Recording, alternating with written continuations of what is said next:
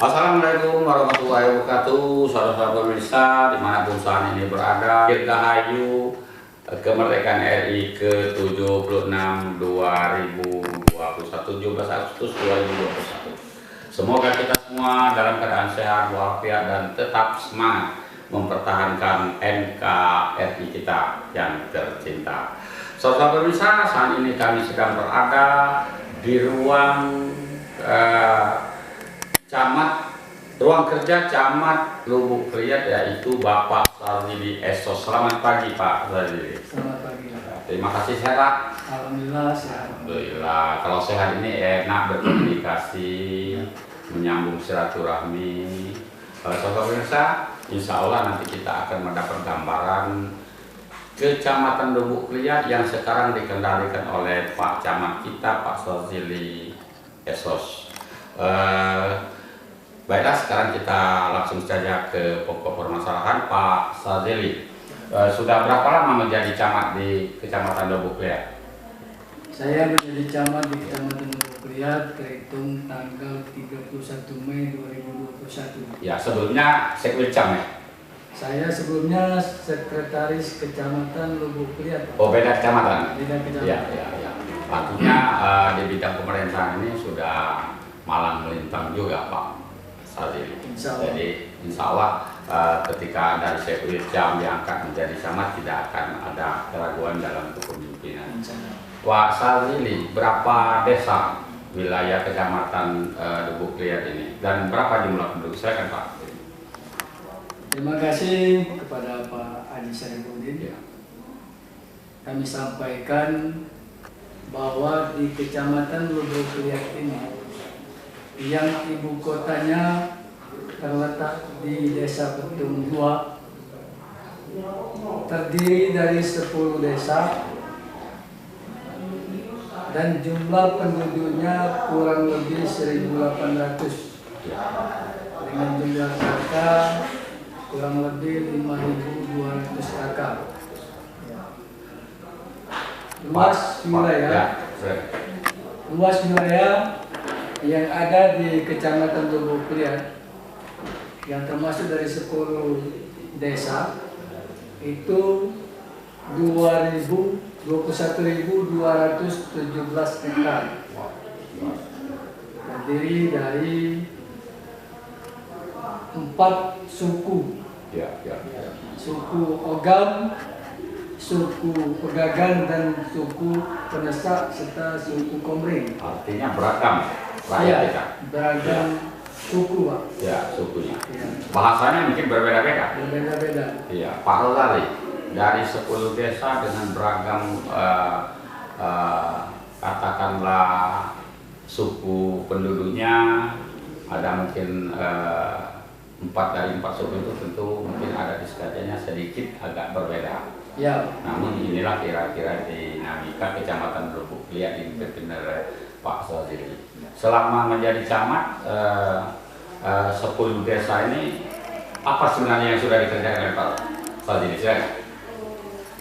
Baik Pak, alhamdulillah semenjak saya dilantik oleh Bupati Ogan Ilir sebagai camat Lubuk Liat, sudah beberapa hal yang sudah saya laksanakan, terutama pembenahan administrasi yang ada di kantor camat Lubuk Liat.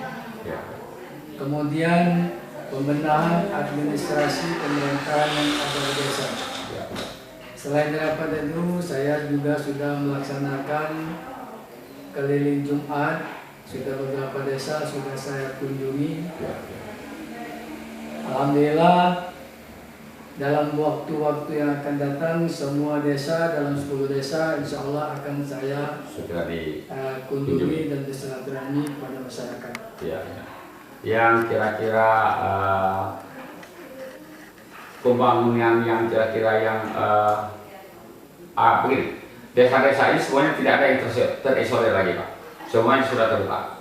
Alhamdulillah Pak, 10 desa yang ada di Kecamatan Lubuk Liat ini sudah kita kategorikan tidak lagi ada desa yang terisolir. Ya.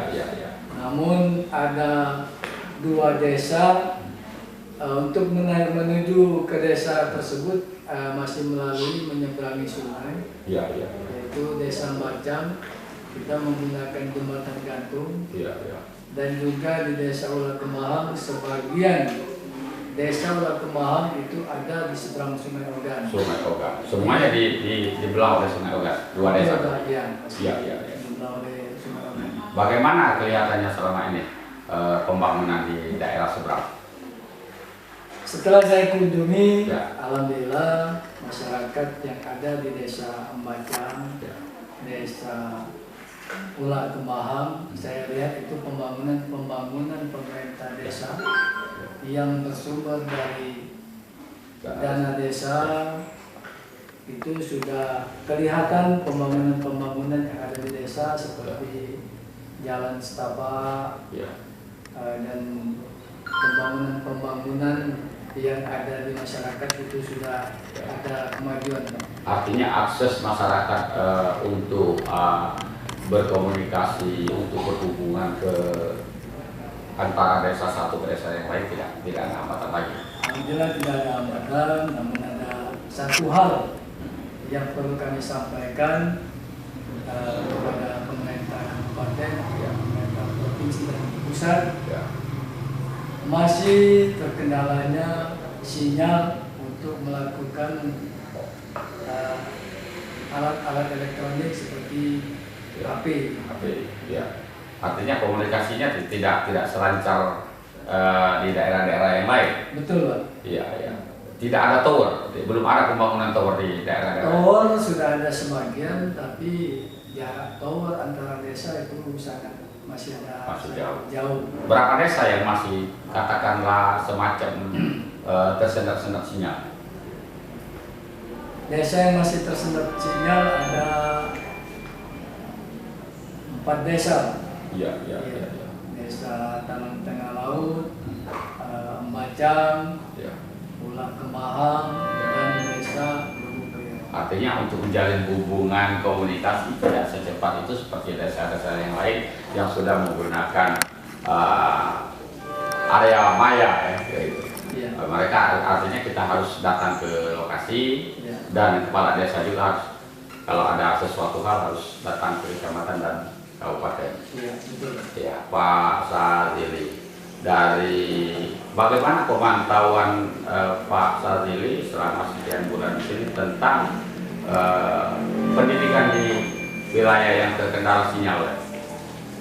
Jadi masalah pendidikan yang ada di desa di wilayah Kecamatan Lubuk yang daerahnya masih terkendala dengan sinyal, itu di sekolah-sekolah itu Pak, karena situasi pandemi COVID-19 yang sekarang ini sedang mewabah, anak-anak sekolah itu masih dilaksanakan pendidikan melalui secara langsung virtual. Jadi walaupun sinyalnya tersendat-sendat, namun karena kita menghindari hal-hal yang tidak kita inginkan seperti wabah COVID, jadi anak-anak diberi pendidikan masih tetap menggunakan video atau HP. Nah, walaupun kadang-kadang sinyalnya terganggu. Betul, Pak. Tapi mungkin ada himbauan dari pemerintah kecamatan sebagai kepala wilayah, memang itu ranahnya Dikbud, tapi secara umum Pak Camat juga harus memantau itu. Iya, betul, Pak. Mungkin ada semacam himbauan kepada guru-guru yang bertugas supaya mereka itu lebih aktif, artinya jemput bola terhadap anak-anak didiknya. Ini bagaimana program ke depan terhadap anak-anak seperti ini? Jadi program saya ke depan terhadap anak-anak dunia pendidikan, walaupun sekolah itu menggunakan secara virtual, jadi anak-anak saya tekankan, saya himbau juga kepada seluruh guru, baik itu tingkat SD, SMP, dan SMA, untuk dapat selalu memantau dan memberikan arahan-arahan melalui SMS ataupun WA kepada anak didik mereka, sehingga walaupun jarang dilaksanakan tatap muka, anak-anak didik tetap mendapatkan informasi dari sekolahnya masing-masing. Artinya gurunya harus proaktif juga bila perlu mendatangi lokasi kan? Betul Pak. Ya. Pak Sazili, demikian juga mungkin tanggung jawab kepala desa setempat supaya mereka juga proaktif, bukan saja hanya untuk membangun desa dengan secara fisik, tapi masalah pendidikan juga memang harus menjadi tanggung jawab mereka juga untuk memperhatikan, paling tidak memberikan informasi kepada atasan. Gitu. Pak Sazili, dari kelihatannya tadi kan ada 4 suku yang berbeda. Nah, menurut pemantauan Pak Sazili sebagai camat kepala wilayah Kecamatan Lubuk Liat ini, kira-kira itu menjadi satu halangan mereka untuk bergaul bersilaturahmi atau tidak dengan perbedaan? Dengan perbedaan suku yang ada di wilayah Kecamatan Lubuk Liat, walaupun dia berbeda suku, pergaulan dan hubungan antara masyarakat tetap bersatu dan tetap tidak ada hambatan untuk mereka melakukan aktivitas maupun silaturahmi.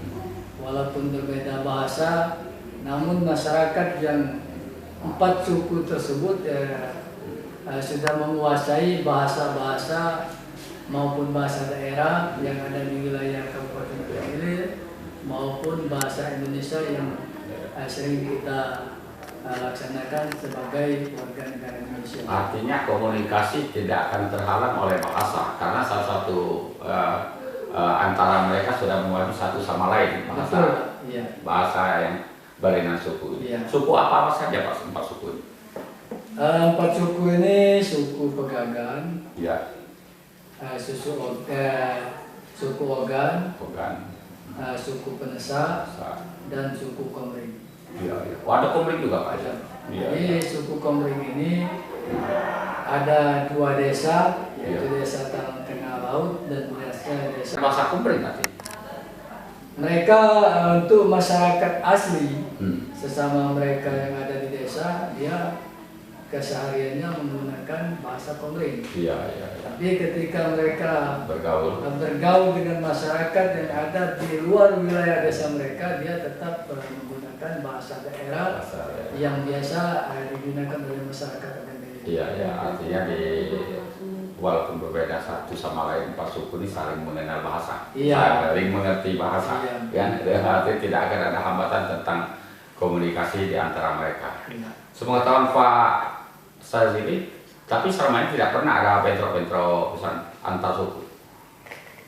Selama saya bertugas di Kecamatan Lubuk Liat, dan juga saya kebetulan berdomisili di Desa Talang Tengah Darat, termasuk wilayah Kecamatan Lubuk Liat itu sejak tahun 99. Itu saya belum mendengar ada bentrok antara masyarakat, antara warga yang ada di desa di wilayah Kecamatan. Artinya akur-akur saja selama ini. Alhamdulillah. Pak Sazili, di 10 desa tentunya kan berbeda-beda dan sedikit mungkin agak berjauhan. Kira-kira pembangunan apa yang harus diprioritaskan oleh pemerintah untuk Kecamatan Lubuk Liat ini, untuk masyarakat di 10 desa yang tempatnya terpisah-pisah? Tentu karena jarak antara desa dan desa yang ada di 10 desa di wilayah Kecamatan Lubuk Liat, dari segi infrastruktur jalan dan jembatan, alhamdulillah pembangunan yang ada di wilayah Kecamatan Lubuk Liat sudah bisa untuk menjembatani hubungan antara masyarakat yang ada di desa. Yang sangat terpenting kami mengharapkan kepada pemerintah daerah kiranya untuk menambah tower sinyal. Supaya komunikasinya tambah lancar. Karena dengan adanya penambahan tower, sehingga komunikasi antara masyarakat yang tempatnya berbeda itu bisa secara cepat untuk melakukan informasi. Pak Sazili, Di sini mungkin ada wilayah Bapak ini ada perusahaan-perusahaan atau investor-investor yang telah menanamkan investasinya. Ada berapa perusahaan?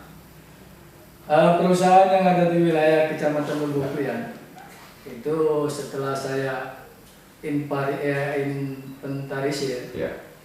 Itu ada 3 perusahaan. Ya, 3 perusahaan. Antara lain perusahaan PTPN Cintamani, ya, Kandang Buaya. Ya. Oh, ada kandang buaya? Ada, Pak. Penangkaran itu? Penangkaran buaya. Berapa banyak buaya yang ditangkap sih? Sepengetahuan kami kemarin kurang lebih 5.000 buaya. Iya, 5.000 buaya. Kemudian buaya itu dikembangkan, anaknya kemudian dipisahkan, dan hasilnya itu sebenarnya mereka itu bukan menjual keluar, iya. Cuman sekedar untuk pengembangan dan peternakan buaya. Iya. Itu perusahaan berbentuk perusahaan, ya. Itu orang asing atau orang dari itu berbentuk perusahaan, bukan orang asing, Pak. Ya. Jadi masih tetap perusahaan apa namanya, Persero. Iya, Persero. Oh, PT artinya. Iya. PT. 5.000 lumayan. Sudah berapa tahun sepengetahuan Pak Camat? Sepengetahuan saya kurang lebih 10 tahun. 10 tahun. Di daerah mana itu, Pak? Wilayahnya termasuk di wilayah desa Payalingku. Oh, Payalingku. Memang di situ memang masih ada daerah itu rawa, Pak. Di situ memang di belakang kandang buaya itu memang dulunya rawa. Dengan dibangunnya kandang buaya itu dia full beton, keliling, sehingga buaya-buaya tersebut tidak bisa keluar, tidak bisa lepas.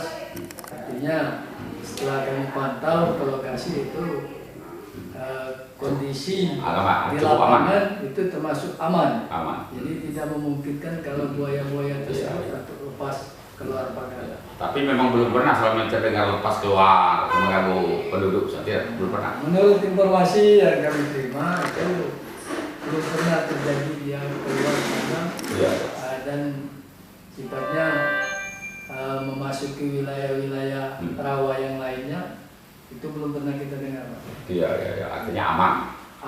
Aman. Artinya bekerja di sana termasuk juga di PTPN. Yang satu lagi perusahaan apa, Pak?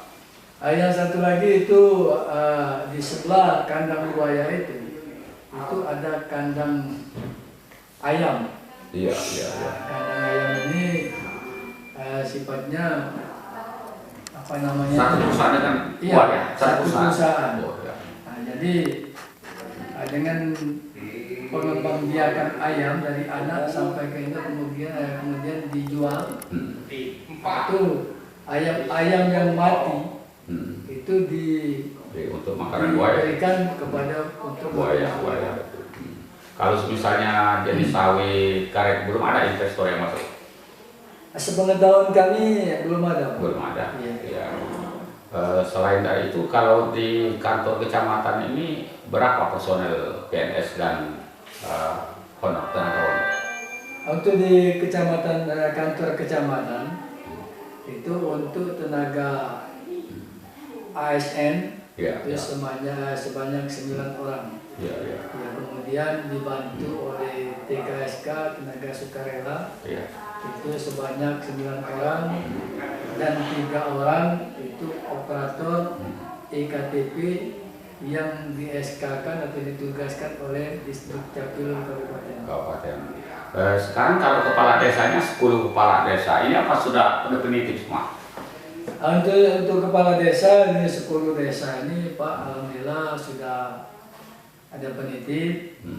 Insya Allah kalau tidak ada perubahan dari pemerintah, itu di tahun 2022 ini ada 8 kepala desa yang akan mengikuti pemilihan kepala desa. Iya. Karena yang 2 desanya itu baru memasuki 2 tahun masa tugas. Masa tugas. Ya. Artinya mereka tuh masih pajak. Iya. 8 desa yang sudah mendesak untuk 2022.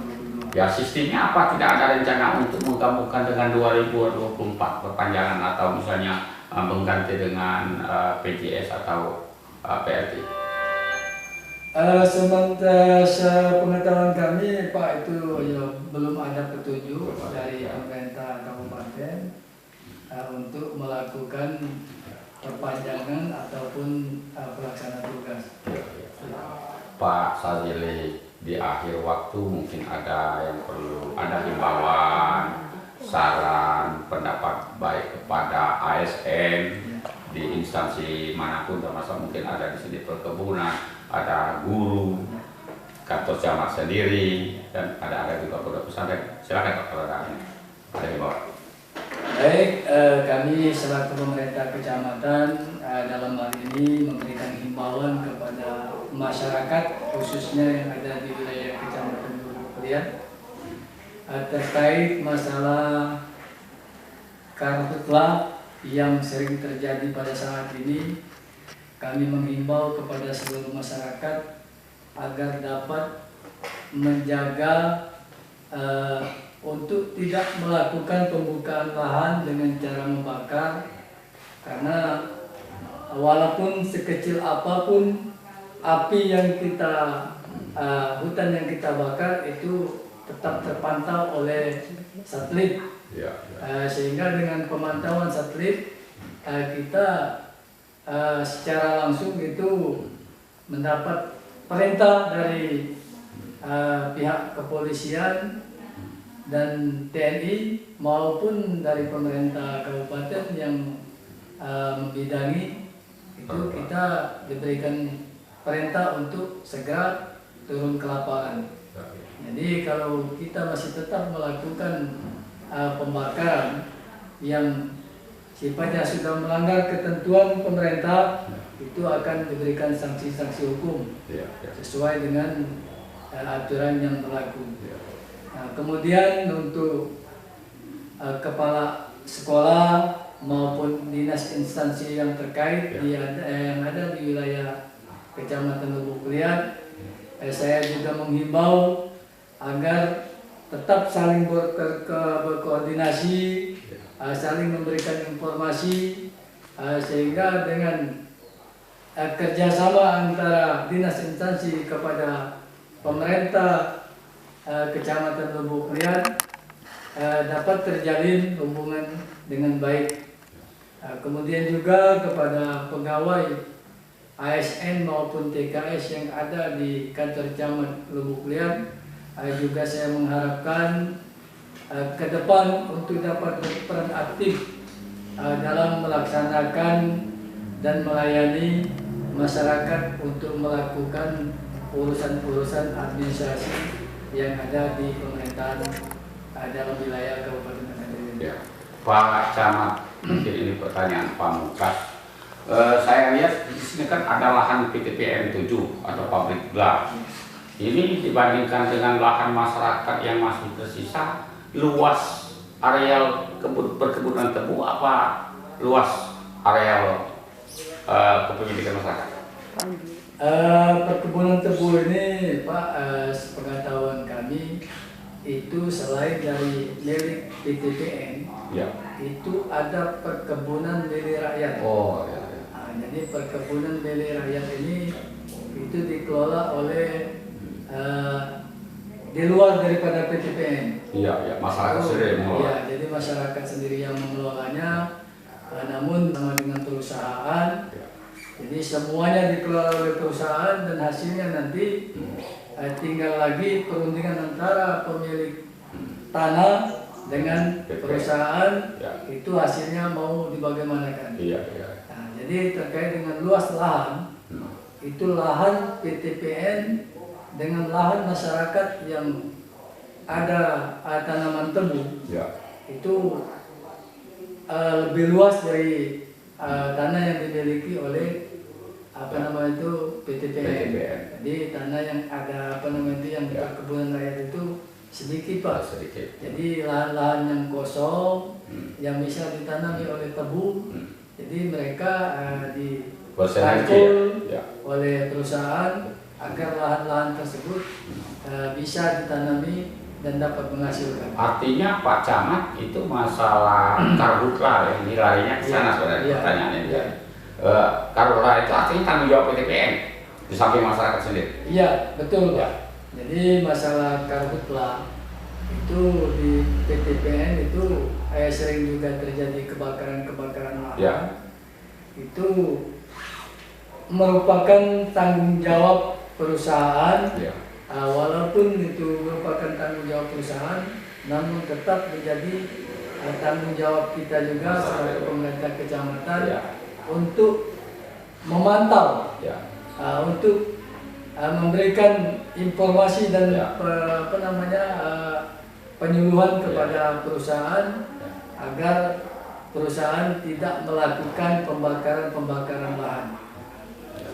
Saudara-saudara pemirsa, demikian dalam waktu yang sejenak ukuran wawancara, namun sangat banyak sekali informasi yang kita terima dari Pak Camat, mulai dari aktivitas ASN, aktivitas masyarakat, termasuk juga perusahaan-perusahaan yang mempunyai lahan, sehingga masalah karhutla sekarang ini menjadi perhatian negara, pemerintah. Maka dihimbau kepada pihak PTPN yang punya atau yang mempunyai lahan serta mengkoordinasi lahan masyarakat supaya ini lebih memperhatikan tentang kebakaran lahan.